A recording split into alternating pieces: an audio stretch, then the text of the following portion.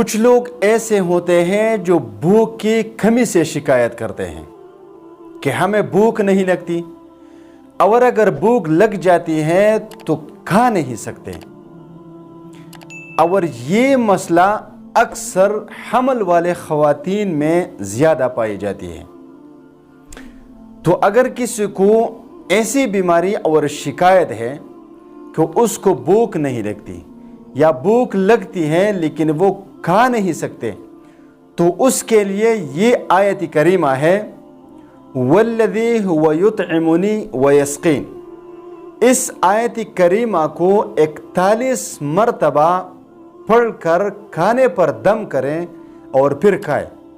انشاءاللہ تعالی آپ کو بھوک بھی لگے گی، کھانا بھی آرام سے کھا سکو گے۔